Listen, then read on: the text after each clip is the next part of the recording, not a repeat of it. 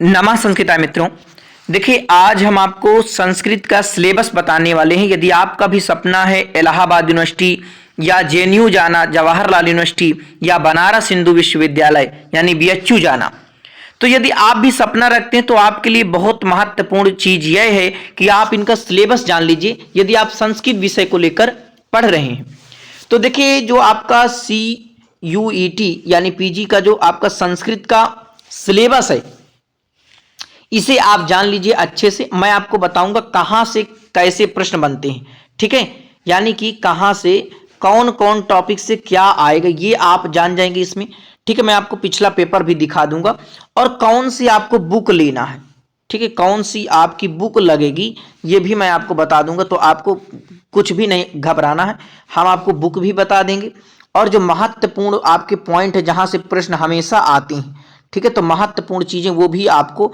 इसी वीडियो में सब चीज आपको मैं टाइप करके दिखा रहा हूं, ठीक है। तो आइए समझते हैं एक एक बात। पहले देखिए आपको कपिल देव द्विवेदी या जो है उमा शंकर ऋषि की, विद्यार्थियों ये आपको बुक ले लेना है संस्कृत साहित्य के इतिहास के लिए। तो ये आपका सिलेबस है 2025 का, ठीक है, 2025 का ध्यान रखना। संस्कृत साहित्य का इतिहास, इसमें आपको क्या पढ़ना है, वैदिक संहिता हमारी यूट्यूब चैनल में पढ़ा हुआ है, लेकिन फिर से मैं आपको लाइव क्लास में ये सब चीजें बताऊंगा। पूरा आपका सिलेबस मैं कराऊंगा बिल्कुल निःशुल्क, तो आपको कहीं इधर उधर जाना नहीं। जिस पर आपको विश्वास हो बिल्कुल उसको अपना मान करके उस एक जगह से आप बिल्कुल तैयारी कर सकते हैं।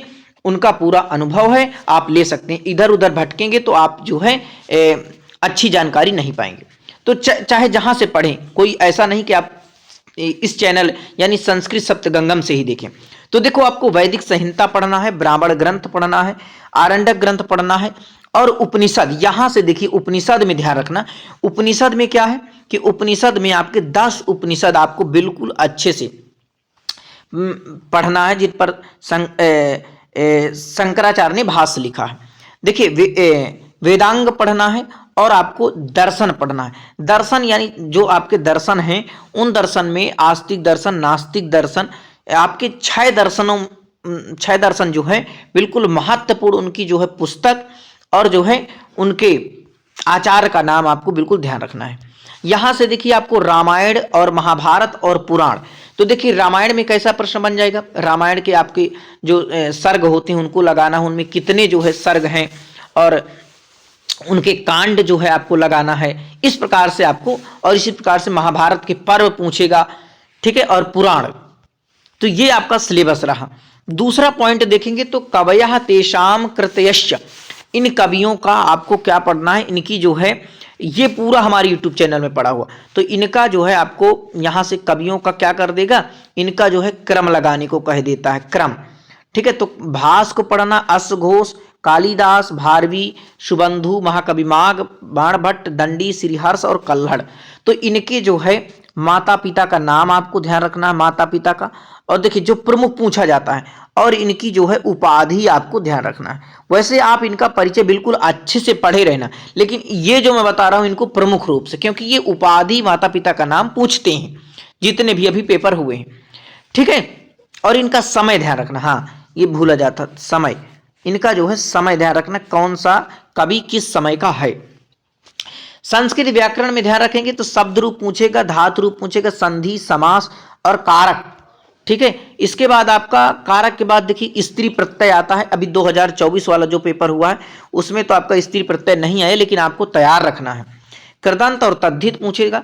संस्कृत काव्य शास्त्र और छंद शास्त्र में देखिए आएगा आपको अलंकार, कौन कौन से महत्वपूर्ण, जैसे कि उपमा अलंकार, यमक अलंकार, श्लेष अलंकार, ये महत्वपूर्ण है। इनको आपको बिल्कुल इनका उदाहरण और इनका लक्षण आपको तैयार रखना। एक एक वीडियो में सब आपको बता दूंगा। अलंकार की एक वीडियो, जैसे अलंकार के कितने भेद हैं, अलंकार किसे कहते हैं, सब चीजें आपको मिल जाएंगी। भारत और भामा, इनकी जो है रचनाएं और इनका समय, जैसे भारत किस समय के हैं, नाट्य शास्त्र इनकी जो है, ठीक है। काव्य अलंकार किसकी रचना है, ठीक है, दंडी यानी पदलालित्यम, वामन और आनंदवर्धन और कुंतक, मम्मट काव्य प्रकाश वाले, और क्षेमेंद्र और विश्वनाथ यानी साहित्य दर्पण, और प्रसिद्ध अलंकार आपको पढ़ना है, वो मैं सब आपको एक वीडियो में, ये सिलेबस ध्यान लीजिए।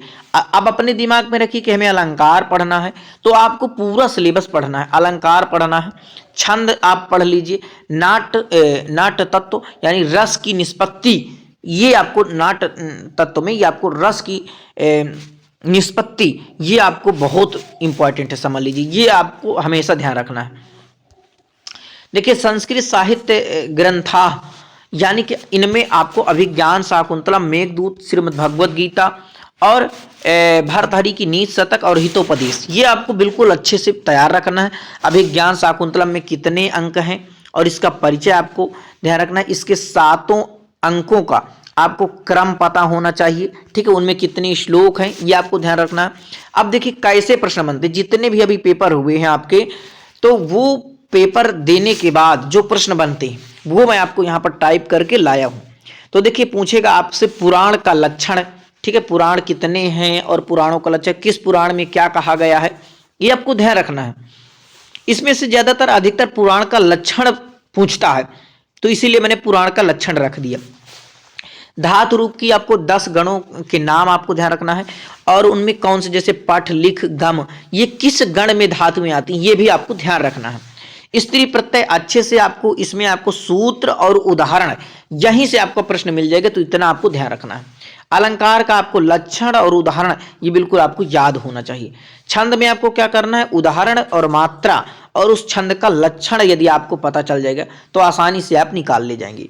भगवद गीता और भगवद गीता आपको रामायण महाभारत के सभी क्रम यानी सर्ग आपको याद रखना है। और जो है जैसे कि आपका रामायण है, तो रामायण आपका किस में, कांडों में बटा हुआ, ठीक है, तो उनसे कांड ध्यान रखना। कोई सर्ग में है जैसे कि रघुवंश महाकाव्य सर्ग में, तो सर्ग याद रखना, बिल्कुल आपको याद होना चाहिए कितने सर्ग हैं, उनका क्रम याद होना चाहिए। और किसका क्या उपजीव्य, जैसे अभिज्ञान शाकुंतलम का क्या उपजीव्य है, तो यहाँ देखिए थोड़ा गलत लिख गया है, उपजीव्य हो, ठीक है, तो ये आपको ध्यान, यहाँ इसको आप सही कर लीजिए, उपजीव्य हो जाएगा, ठीक है। अब यहां पर देखिए उपनिषद किस वेद से है, ठीक है, उपनिषद कौन सा उपनिषद किस वेद से है ये आपको ध्यान रखना है। और 10 उपनिषद आपको बहुत अच्छे से पढ़ना, उनकी सूक्तियां अच्छे से पढ़ना, ठीक है, सूक्तियां और अच्छी महत्वपूर्ण आपको याद ही रहना चाहिए। 6 दर्शनों को अच्छे से और उसकी पुस्तक आपको याद होनी चाहिए। अभिज्ञान शाकुंतलम, उत्तर रामचरित और अन्य ग्रंथों का जो है आपको क्रम, जैसे अभिज्ञान शाकुंतलम में कितने अंक हैं और सर्ग और उनके श्लोक आपको बिल्कुल याद होना चाहिए क्रम से। काव्य शास्त्र के अन्य कवियों की रचनाओं का समय और कवियों तथा आचार्यों का कालक्रम आपको बिल्कुल ध्यान रखना चाहिए। तो देखिए अब आपको बुक कौन सी लेना मैं आपको बता रहा हूं। तो बुक के लिए आप क्या करेंगे, बुक के लिए आपको जो है उमा शंकर ऋषि की, ठीक है, उमा शंकर